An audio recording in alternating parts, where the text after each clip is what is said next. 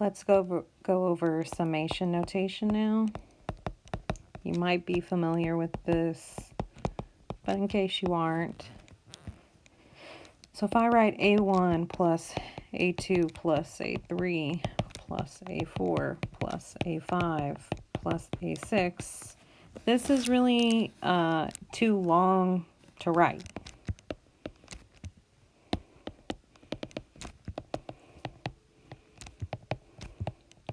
Imagine you were adding up the first 100 terms.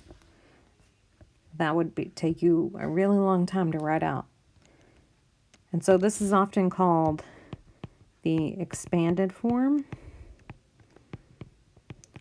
But we use a shorthand notation for this. And it's a capital sigma. And you start off at 1 and go to 6 AN. So this bottom part is called the lower limit. And this top part right here, this is called the upper limit. All right, so now that we know summation notation, let's look at an example. We're going to use it. So let's suppose A1 is -2, A2 is -1, A3 is 0, A4 is 1, and A5 is 2. And I want you to compute the following. A summation from k equals 1 to 5 of AK.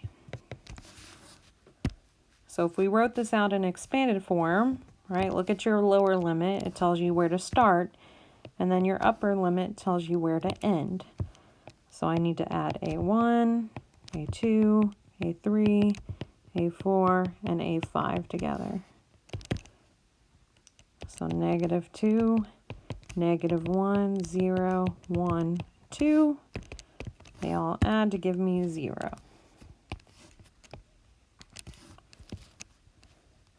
Let's look at another one. Summation from k equals 2 to 2 AK.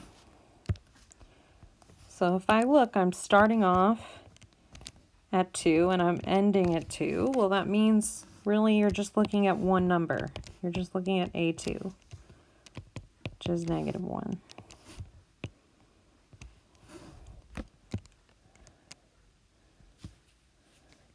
And let's look at one last one.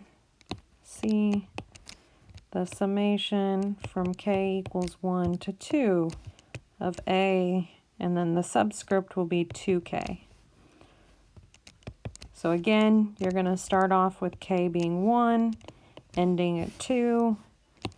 So now it'll be A 2 times 1 plus A 2 times 2. So I'm adding up A2 and A4 together. I'm adding -1 and 1, which is 0.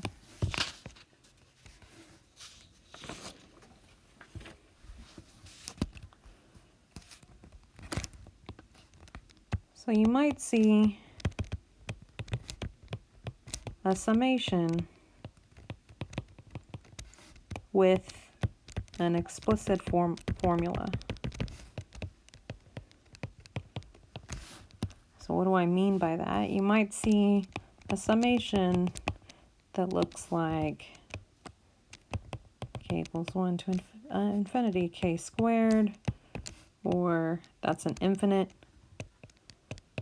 one, or here's a finite one.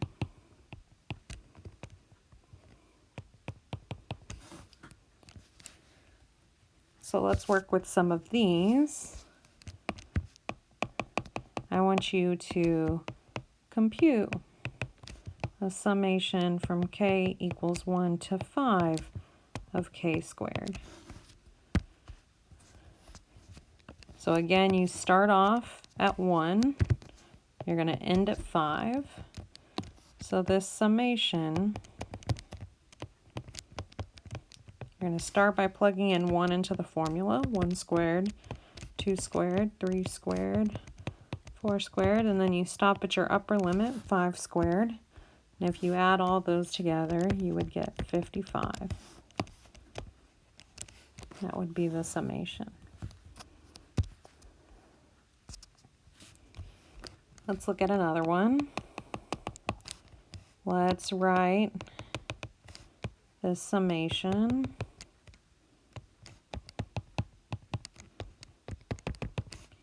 in expanded form. So basically what I want you to do is write it out as a long list, a long summation there. So what would the first term be? Negative 1 to the 0. 0 plus 1. Look at your lower limit. You start off at 0. You end at n. Negative 1 to the first. Negative 1 squared. And you keep going until you plug in n as your very last one. Negative 1 to the n over n plus 1. And you can leave it like this, or you can simplify these if you want. This would be 1 minus 1/2 plus 1/3. The next one would be minus 1/4. And it ends at negative 1 to the n over n plus 1. So there is the summation in expanded form. So let's do the opposite. What if I give you a summation in expanded form and I want you to write it in summation notation? Express the following using summation notation. It would be 1 over n plus 2 over n plus 1 plus 3 over n plus 2 n plus 1 over 2n. So how can I write that in summation notation?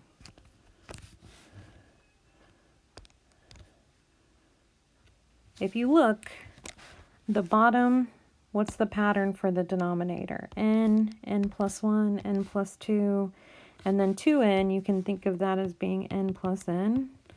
So I'm taking and adding a number to n. So I can think about this as being n plus I, where I start off with I being 0, because it's just n, and then when I plug in 1 for I, it would be n plus 1, n plus 2, all the way up to n. And now let's figure out a pattern with the numerator. The numerator is going up by 1 every time. So it's going to be I, but the first one is not 0, it's 1, so it'll be I plus 1. And that's the formula for this using summation notation.